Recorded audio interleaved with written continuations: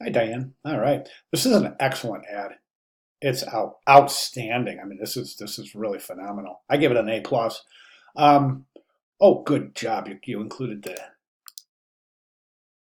the JPEG, and I appreciate that because I don't want to have to be zooming up and down and back and forth like this because I don't want to get you dizzy, right? So I'm glad you. So what I can do with the JPEG is I can download it, then we can open it in preview, and then we can reduce the size so it fits in the window. That's beautiful. That's exactly what I'm after right there. So now we don't have to be scrolling around and give you a headache trying to watch this little critique video, right? All right, so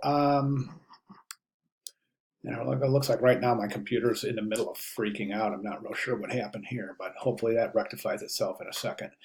The dreaded beach ball of there it goes. The dreaded beach ball of death. I don't know if you're a Mac user or not, but that's like one of the worst things that you can see as a Mac user. So, anyways, all right, great ad. All right, and your description is phenomenal. Nice job. You addressed some things here that I think are really for the third week of class. I think you and your classmates are really showing a wonderful propensity to understanding the elements of, I should say, the principles of design.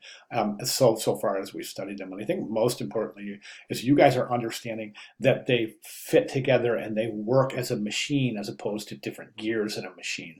And I think it's fantastic. I'm so pleased with the progress of this class in these few short weeks that we've been together so far. So let's go ahead and take a look at the ad. Now, I do have a couple of questions. Here it is right here.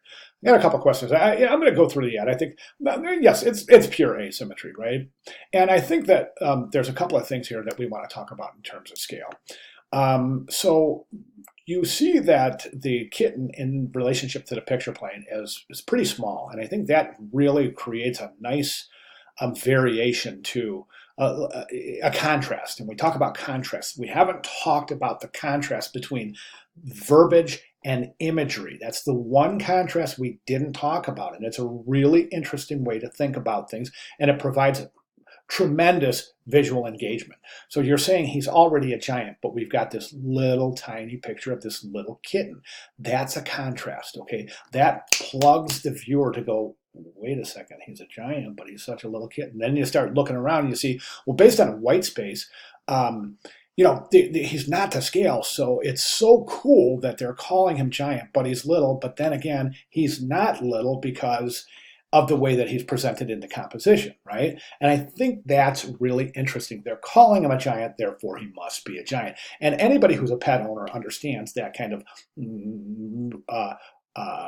reverence to their pets. I'm a dog owner. I love my dog. He's a giant in my world. He can do no wrong, right? And I think if you're a pet owner, I think pet owners they get that. They get that kind of relationship. So that's interesting.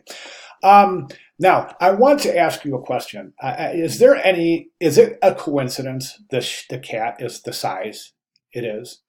I know that it's the cat on the right-hand side is counterbalancing the type on the left-hand side, and it's creating a nice balance. But what about the size of the cat itself? Okay, if we want to call him giant, why wouldn't we make him this big? Why wouldn't we make him huge? Right? Well, what are your thoughts on that? Why wouldn't we make that cat this big if we're saying he's already a giant? I mean, we could certainly increase the size of the headline to counter effect the balance, but why is it that he's just taking up such a small area in the composition if they're calling him a giant? And that's the question I want you to address is talk about scale. If you're saying he's already a giant, why don't we make him giant in the composition? Okay, that's what I want you to address. Now, I want to draw one little observation. Do you think this is a coincidence?